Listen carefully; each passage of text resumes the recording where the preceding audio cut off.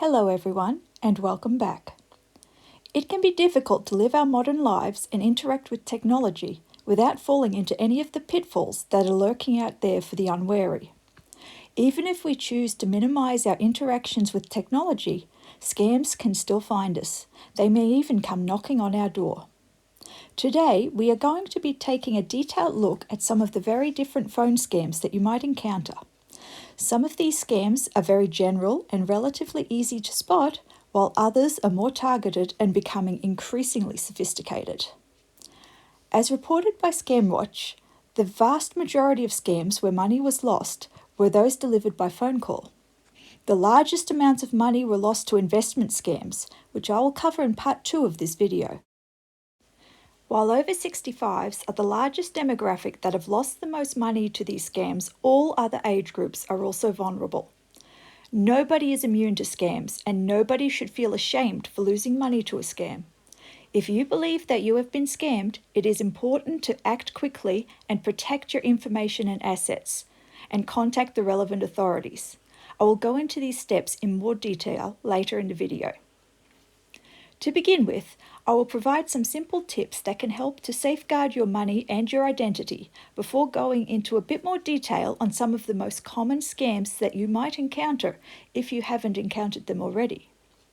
The first tip is to screen your phone calls. If the number calling you is unknown, do not answer. Android and iPhone both have features that can notify you that a call is suspected spam, and some Australian phone companies also attempt to combat suspicious phone calls and messages. Many landlines will also display the number calling, so you can avoid picking up if you don't recognise the number.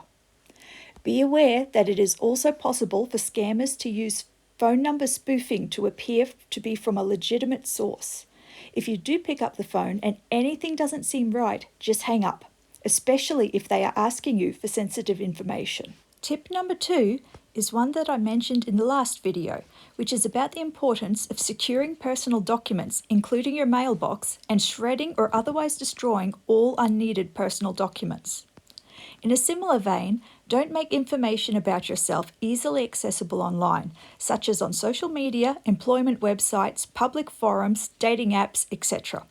I'll cover this in more detail in a later video, but for now, it is a good idea to consider just how much information can be discovered about you online, and perhaps take steps to remove as much as possible.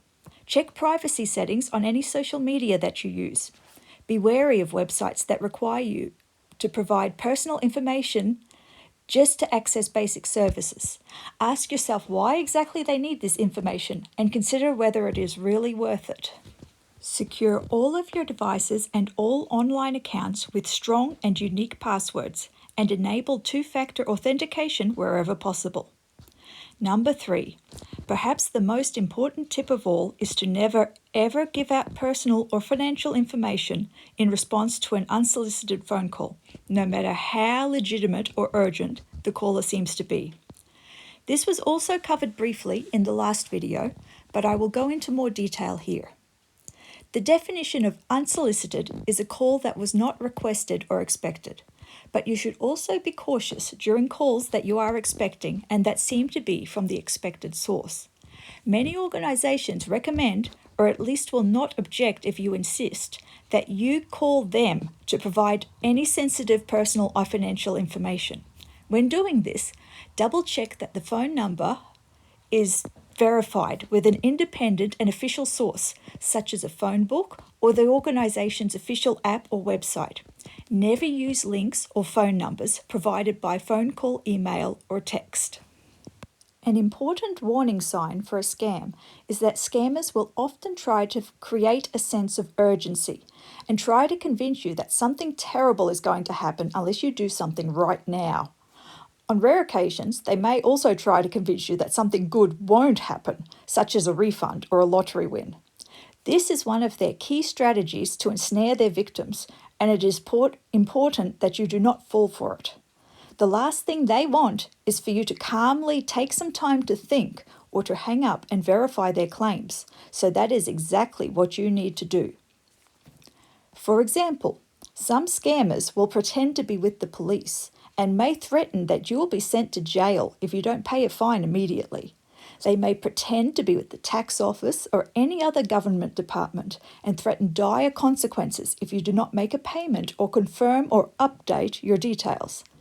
They are trying to intimidate you into acting quickly without thinking.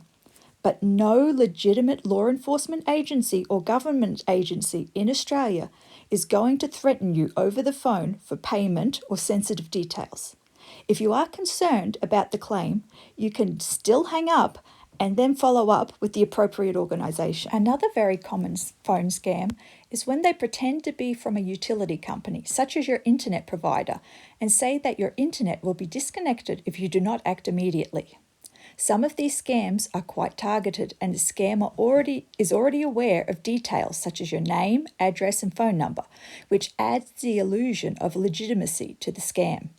They may also target areas specifically that are having major internet works or upgrades with the internet provider scam to try to catch people unaware. I was receiving nearly daily calls from the fake internet provider scammers when major line upgrades were going on in my area. They do their research and they do their best to appear legitimate, but being asked, and especially pressured, to provide personal or financial information on the spot is a huge warning sign.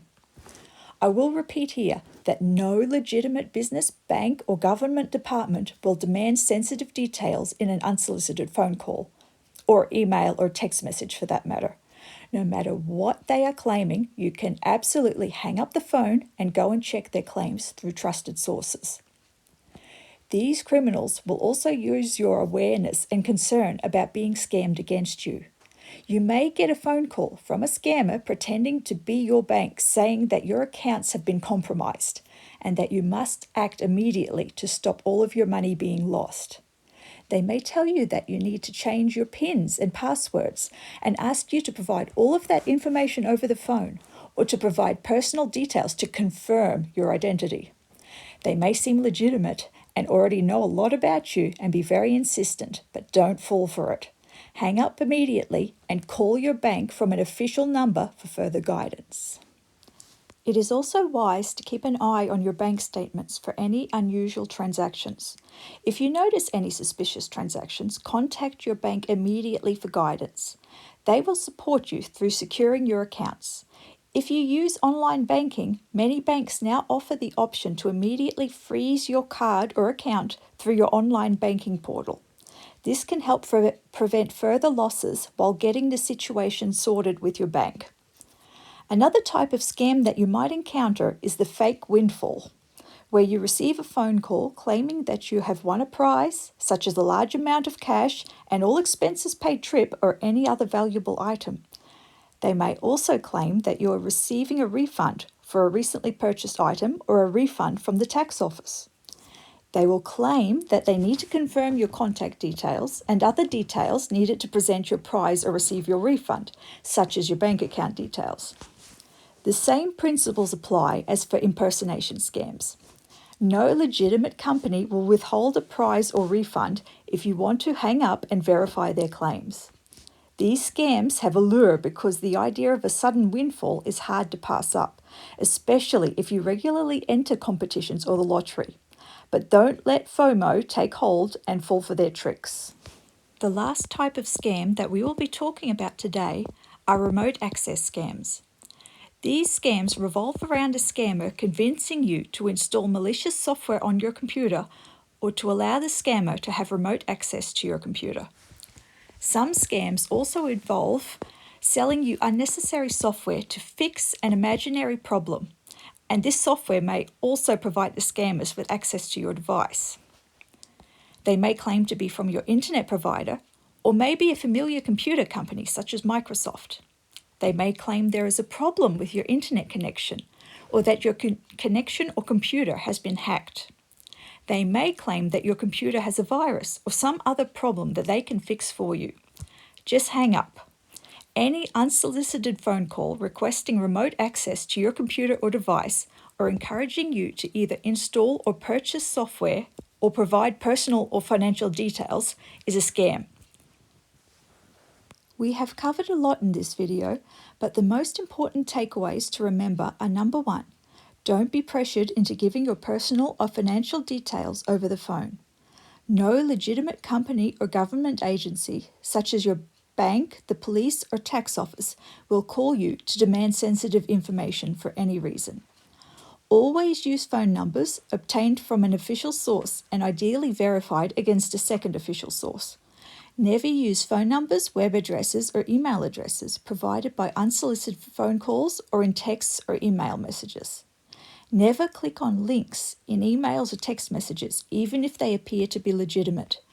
Go to your browser and type in the correct URL or internet address directly, or use the organization's official app.